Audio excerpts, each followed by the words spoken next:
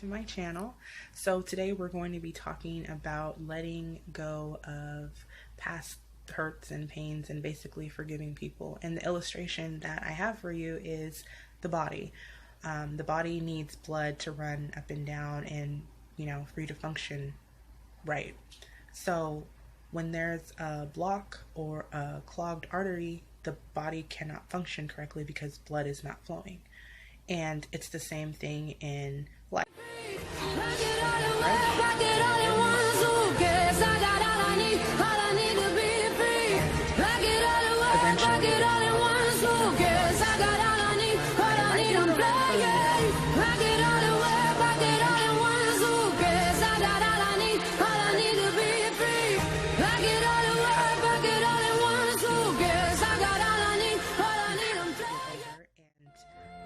The grudges you're going to have to squash so you can function correctly. And it's not always easy, whether it be, a friend that really hurt you, a parent that left, a relationship that ended, or anything. Because there's no weighing on what is hurt and what is not. If you got hurt, you've gotten hurt. It could be something as simple as a hamster dying or, a death in the family. Hurt is hurt. You can't measure or scale it. So with that being said, until you can let that grudge go, forgive that person, and just accept the fact that you did get hurt and you're trying to get rid of it, it's going to eventually keep you back from some things, and if you're spiritual, God can't flow, blessings can't come in if there's unforgiveness, if there's grudges there. And from a logical expectation, a logical perspective too, if you are carrying around, past things that have hurt you or unforgiveness, you can see how it'll affect you in daily life because you will always be cautious, you won't trust people, you'll kind of always have your guard up, and that sometimes keeps you from, relationships, jobs, pursuing your actual dreams because you've been hurt in the past. Now,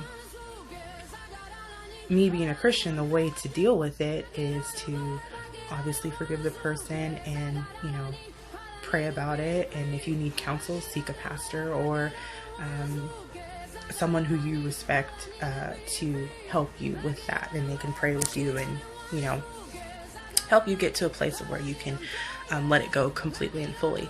Now, if you are not spiritual, you can seek a psychiatrist or even a friend that you can talk to and be like, hey, I'm really heavy-hearted and I really just want to let this go. Can you just talk with me? And I just want to get some stuff off my chest. And, hopefully you have a friend that's just like, yeah, we can talk about it and go from there. And another way of dealing with it is if the person or, friend or whatever it is still in your life, and you can confront that person, or thing head on, you could always just go to the source and be like, hey, forgive me, or I forgive you, and let's just move past this. But if you can't, there's always ways to let things go. There's always different ways that you could get the pain to go and just, forgive the person and not hold the grudge anymore. So that is my encouragement to you, is to recognize and, even write down things that you don't even think that kind of faze you, but come up sometimes, whether it be a pain or a hurt or a grudge, and just kind of address it and then, go from there. And once you do that and you're able to come to a place where you can let it go fully, forgive that person, let the grudge go, you'll begin to see things happening. Just like with the artery, once it becomes unclogged, the blood moves, the body is healed, and it's able to function correctly. And once you let that blockade out, the metaphoric blockade, you will begin to function correctly. You think that I've been saying is just a part of becoming, whole.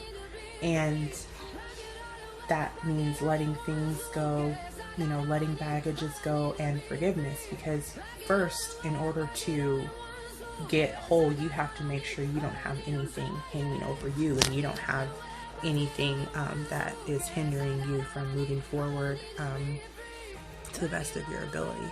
So that's pretty much it. But I just encourage you to figure out whatever those things are, and, you know, forgive that person, let that grudge go.